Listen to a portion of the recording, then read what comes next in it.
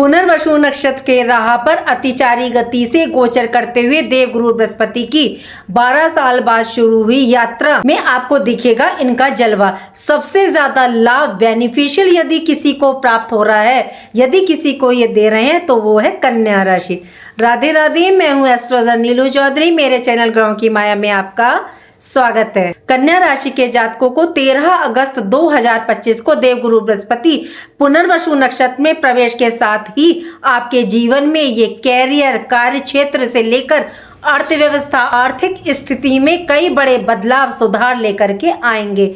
भाग्य का साथ प्राप्त होगा जो आने वाले समय में आपके लिए ये निर्मित करेंगे। देवगुरु बृहस्पति शुभ ग्रह है और ऊपर से सोने पर सुहागा।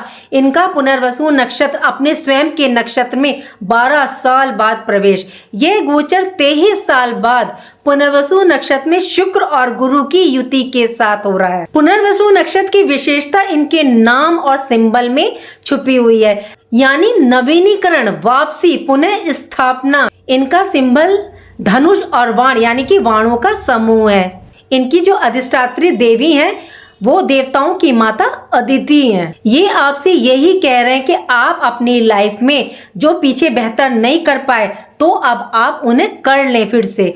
अभी गुरु आद्रा नक्षत्र राहु के नक्षत्र में 13 अगस्त यानी कि आज तक ही, और आज शाम को ये नक्षत्र परिवर्तन कर रहे हैं। नक्षत्र का बहुत ज्यादा प्रभाव पड़ता है। 2 महीने से ये इस नक्षत्र में गोचर कर रहे हैं, जबकि गुरु शुभ ग्रह हैं, आपको काफी संभालने का काम कर रहे हैं। लेकिन आद्रा नक्षत्र का स्वभाव होता है ना विनाश, डिस्ट्रक्टिव स्वभाव, काम में मतलब रुकावट डालना, बनते बनते काम का बिगड़ जाना। आद्रा नक्षत्र के देवता जो है वो रुद्र है, विनाशकारी प्रवृत्ति। कन्या राशि के जातकों को लंबे समय से जिस समय का इंतजार था, देवगुरु बृहस्पति 10 महीने के लिए अपने नक्षत्र पुनर्वसु नक्षत्र में गोचर करेंगे, तो ये परिस्थितियां आपके लिए बदल जाएंगी। आने वाले 10 महीने आपको नई अपॉर्चुनिटीज प्रदान करेंगे। आपके कार्य में जो रुकावट आ रही थी, कार्य अधूरे रह गए थे, बिगड़ गए थे, तो पुनर्वसु नक्षत्र का स्वभाव है पुनः नवीनीकरण, पुनः स्थापना, यानी फिर से ठीक करना। यदि आप पूरी मेहनत कर्म के द्वारा कार्य करेंगे तो आपका तीर मतलब निशाने पर लगेगा। आप अपने लक्ष्य को प्राप्त करेंगे, जिसके बल पर आप अपनी मंजिल, टारगेट को प्राप्त करेंगे, अचीव करेंगे। क्योंकि इसका सिंबल भी तो है ना वाणों का समूह, तीर। जिस काम को करने की सोचेंगे वो तीर एकदम आपका निशाने पे लगेगा। देखिए, देवगुरु बृहस्पति इस टाइम अतिचारी हैं और इन 10 महीने में ये 3 बार राशि परिवर्तन करेंगे। हालांकि ये 13 महीने में एक ही बार राशि परिवर्तन करते हैं। 18 अक्टूबर को ये मिथुन राशि से कर्क राशि में प्रवेश करेंगे। 11 नवंबर को गुरु वक्री होकर के गोचर करते हुए 5 दिसंबर को फिर से ये मिथुन राशि में वापसी करेंगे। उसके बाद 11 मार्च को गुरु मार्गी होंगे और 2026 में 2 जून को फिर से ये कर्क राशि में प्रवेश कर जाएंगे। देखिए, यही समझने वाली बात है। इस समय देवगुरु बृहस्पति अतिचारी हैं। इनका आद्रा नक्षत्र को मात्र 2 महीने में ये चक्र इन्होंने पूरा कर लिया, लेकिन गुरु पुनर्वसु नक्षत्र को देखिए 10 महीने में पूरा कर रहे हैं वक्री मार्गी होकर के, जिससे आप इस शुभ नक्षत्र का लाभ उठा सकें। गुरु बृहस्पति इस काल चक्र को पुनर्वसु नक्षत्र के चारों चरण में गोचर करते हुए आपको क्या रिजल्ट प्रदान करेंगे। देखिए, कल की वीडियो में किसी ने मैसेज करके पूछा था कि डेट आगे पीछे क्यों आ रही है। तो देखिए, गुरु कभी वक्री हो रहे हैं, कभी मार्गी हो रहे हैं, इसलिए समय आगे पीछे आ रहा है। वक्री हो रहे हैं तो पीछे का समय आ रहा है, मार्गी हो रहे हैं तो आगे का समय आ रहा है। सबसे पहले 13 अगस्त 2025 से 29 अगस्त 2025 के बीच, और दूसरा 30 जनवरी 2026 से लेकर 19 अप्रैल 2026 के बीच, इस टाइम पीरियड में देवगुरु बृहस्पति पुनर्वसु नक्षत्र के पहले चरण में रहते हुए मिथुन राशि में गोचर करेंगे। और ये गोचर मिथुन राशि के जातकों के लिए 10th हाउस में हो रहा है। अब जानते हैं प्रथम चरण के स्वामी कौन है। प्रथम चरण के स्वामी मंगल हैं। मंगल और पुनर्वसु नक्षत्र और देवगुरु बृहस्पति के कॉम्बिनेशन से, योग से ये रिजल्ट आपको आपके 10th हाउस यानी कि कर्म क्षेत्र, कार्य क्षेत्र में देखने को मिलेगा। कैरियर में, कार्य क्षेत्र में काफी चेंज देखने को मिलेंगे। मंगल आपकी जन्म कुंडली में 3rd हाउस और 8th हाउस के स्वामी है। मंगल इस दौरान कन्या में ही गोचर कर रहे हैं, मतलब कि आपकी राशि पे ही इनका गोचर चल रहा है। जबकि आपको चारों तरफ से सुनने को मिल रहा होगा कि मंगल अपनी नीच राशि कन्या राशि में गोचर कर रहे हैं, मतलब नेगेटिव रिजल्ट देखने को मिलेगा। लेकिन ऐसा नहीं है। कन्या राशि अर्थ एलिमेंट साइन है और मंगल भूमि अर्थ के कारक तत्व है, तो आपको डरने की जरूरत नहीं है। अब देखिए, देवगुरु बृहस्पति के पुनर्वसु नक्षत्र में प्रवेश के साथ ही जो पहला चरण है उसके स्वामी ही मंगल है, तो मंगल की शुभता में, शुभ रिजल्ट में इस दौरान वृद्धि देखने को मिलेगी। मंगल का स्वभाव है लीडरशिप क्वालिटी, आत्मविश्वास, साहस, अधिकारों को प्राप्त करना। आपके 3rd हाउस के स्वामी और 3rd हाउस मेहनत, पराक्रम, जोश, उत्साह का। 8th हाउस अचानक फल प्रदान करता है। मंगल गुरु बृहस्पति के साथ मिलकर के 10th भाव का रिजल्ट बेहतरीन आपको प्रदान करेंगे। आपके कई कार्य अधूरे रह गए थे या कोई राइट आपको नहीं मिल पाया था या आपकी जॉब छूट गई थी या वर्क प्लेस पर मेहनत के हिसाब से आपको पदोन्नति नहीं मिली, आपके साथ वर्क प्लेस पर मतलब पॉलिटिक्स हुई या लैग पुलिंग हुई, तो इस टाइम मंगल आपको ये सब दिलवाने का कार्य करेंगे, निर्मित करेंगे। मंगल का कौशल, लीडिंग नेचर आपको सक्सेस, सफलता दिलवाने का कार्य करेगा। जॉब में, वर्क प्लेस पर आपको डेफिनेटली आपको कुछ ना कुछ देखने को मिलेगा जो आपके मतलब फेवर में रहेगा। बिजनेस व्यापार में भी आपको आपकी मेहनत के अकॉर्डिंग रिजल्ट देखने को मिलेंगे। बिजनेस व्यापार की दृष्टि से आप कुछ करना चाहते थे तो अब आप कर पाएंगे। मंगल भूमि पुत्र भूमि के कारक है। यदि आपका कार्य प्रॉपर्टी रिलेटेड है या रियल एस्टेट से संबंधी है या आप प्रॉपर्टी लेना चाहते हैं तो उसमें आपको सफलता मिलेगी। 3rd हाउस और 8th हाउस को देखिए अशुभ घर माना जाता है, लेकिन ऐसा नहीं है। कैरियर भाव से 8th हाउस जो है वो 11वें नंबर पर आता है और काल पुरुष की कुंडली में 11वां भाव लाभ भाव होता है, तो 10th हाउस में आपको अचानक से लाभ की प्राप्ति हो सकती है। संभव है गवर्नमेंट जॉब में है या प्राइवेट जॉब में है तो आपको उन्नति अवश्य मिलेगी।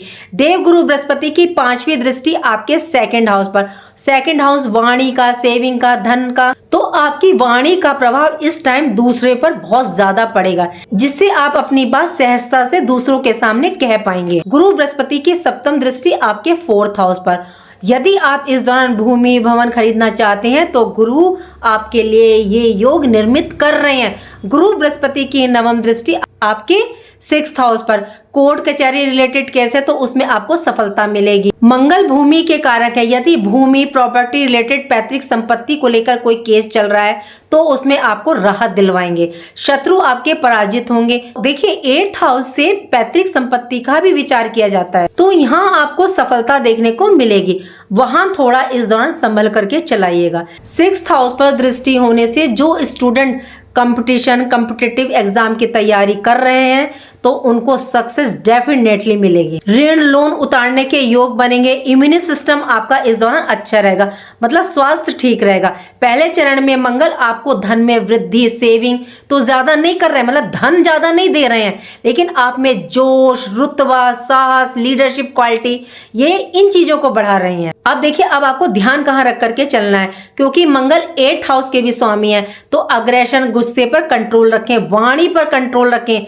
तीर यदि एक बार देखिए निकल जाता है तो वो वापस नहीं आता, तो वाणी के द्वारा यदि आपने किसी को कुछ कह दिया, आपके काम बिगड़ गए या किसी को बुरा लग गया, तो देखिए रिश्ते बिगड़ तो बहुत जल्दी जाते हैं लेकिन बनते बहुत देर में।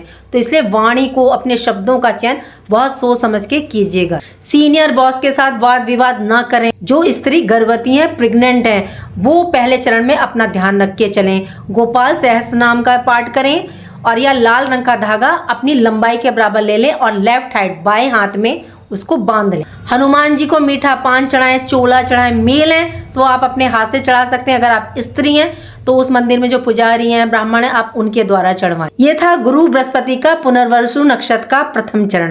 चलिए जानते हैं देवगुरु बृहस्पति के दूसरे चरण को।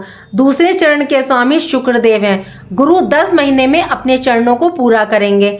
तो पहला टाइम तो देखिए 30 अगस्त 2025 से लेकर 18 सितंबर 2025 के बीच रहेगा।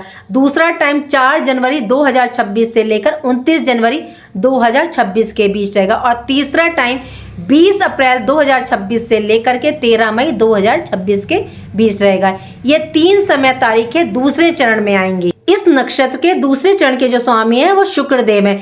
ये आपकी पत्री में 9th हाउस भाग्य भाव और 2nd हाउस धन भाव के स्वामी है। काल चक्र के पहले चरण में मंगल ने आपको क्या क्या प्रदान करा? अधिकार, अथॉरिटी, सम्मान दिलवाया। दूसरे चरण में आपकी आर्थिक स्थिति मजबूत होगी और भाग्य का फुल सपोर्ट मिलेगा, क्योंकि इस चरण के स्वामी शुक्र हैं। 9th हाउस विदेश भाव, पिता का भाव, तो विदेश यात्रा के योग निर्मित करेंगे। अब आप पूछेंगे जिनका लेना देना ही नहीं विदेश से, तो वो क्या करेंगे? तो जिनका विदेश रिलेटेड कार्य है, जो विदेश जाना चाहते हैं, उनके योग बनेंगे।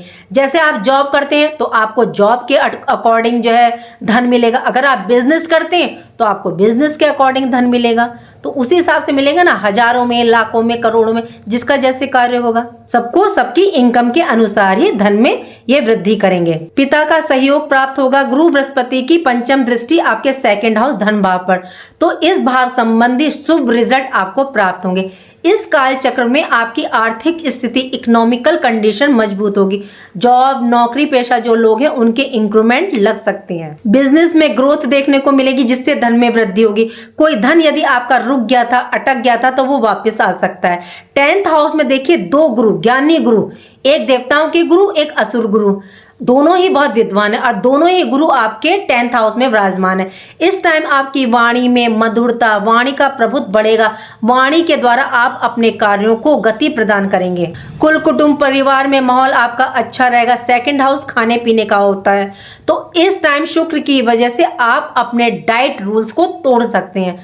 मतलब कि खाने पीने के इस दौरान आप शौकीन हो जाएंगे। 4th हाउस पर सप्तम दृष्टि है, तो आप अपने मकान, फ्लैट में इंटीरियर का काम करवा सकते हैं। मतलब उसकी साज सज्जा पर ज्यादा ध्यान देंगे। वाहन लेने की सोच रहे हैं तो शुक्रदेव ये सपना भी आपका पूरा कर सकते हैं। गुरु बृहस्पति की 9th दृष्टि आपके 6th हाउस पर, तो शत्रु तो इस चरण में आपके परास्त हो रहे हैं।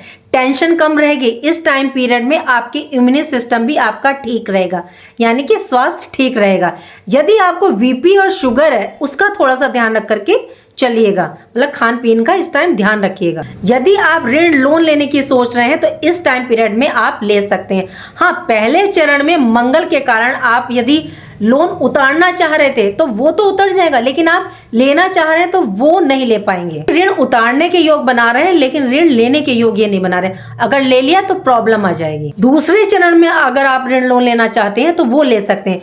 2 गुरुओं का प्रभाव आपके 6th हाउस पर, तो यदि आप किसी कंपटीशन की, कॉम्पिटिटिव एग्जाम की तैयारी कर रहे हैं तो आपको सफलता मिलेगी। देखिए, दूसरे चरण में भी आपकी आर्थिक स्थिति बेहतर रहेगी और भाग्य का साथ आपको प्राप्त होगा।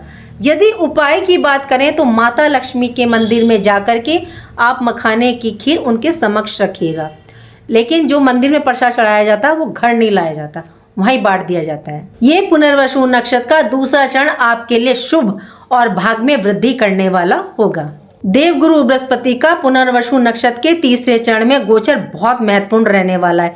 यदि आपने इस चरण को समझते हुए कार्य किया तो फिर आपको सफलता डेफिनेटली मिलेगी, मतलब आपको सफलता प्राप्त होगी। गोचर के तीसरे चरण में 3 तिथियां हैं।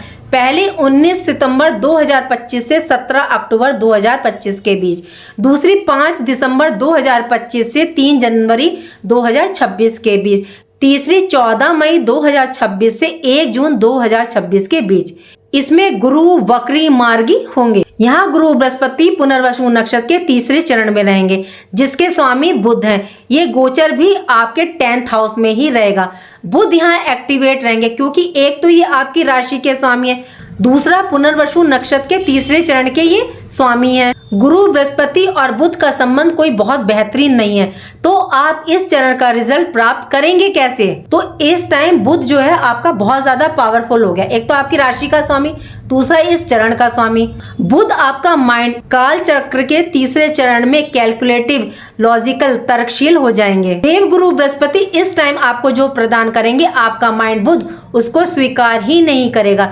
बुध मतलब कि गुरु बृहस्पति की सुनेंगे ही नहीं। आप इस टाइम में हर कार्य में ये देखेंगे, सोचेंगे क्या सही है, क्या गलत है, क्या करना चाहिए, इतने आपका समय निकल जाएगा। मतलब आपको संशय में नहीं रहना है, बस आपको यहीं इसी पॉइंट पे आपको ध्यान रखना है। आपको मतलब मन की नहीं, दिमाग की सुननी है। गुरु बृहस्पति के ज्ञान के कारण आपको अपने निर्णय लेने हैं, फिर आपको अपने भाग्य का साथ पूरा प्राप्त होगा। 10th हाउस में ट्रांजिट हो रहा है, तो 10th हाउस में मिथुन राशि, इसका आपको काफी लाभ, बेनिफिट प्राप्त होगा। ट्रांसफर के योग बनेंगे, बिजनेस में काफी लाभ देखने को मिलेगा, क्योंकि बुध बिजनेस और व्यापार के भी कारक हैं। धन लाभ, IT sector, banking, lawyer, communication के क्षेत्र में है तो आपको काफी बेनिफिट मिलेगा। शेयर मार्केट में आपको लाभ मिलेगा। देखिए, मैंने कई बार ये बात बताई है कि यदि आप इंट्राडे या शॉर्ट टर्म के लिए जा रहे हैं तो उसके लिए चंद्रमा की आवश्यकता होती है, और चंद्रमा कहीं भी इन्वॉल्व नहीं है, तो आप लॉन्ग टर्म इन्वेस्टमेंट तो कर सकते हैं, लेकिन शॉर्ट टर्म अभी नहीं कर सकते। जो स्टूडेंट्स कॉम्पिटिटिव एग्जाम की तैयारी कर रहे हैं उन्हें इस चरण में भी सफलता प्राप्त होगी। स्वास्थ्य पर यहाँ थोड़ा सा ध्यान रख करके चलेगा।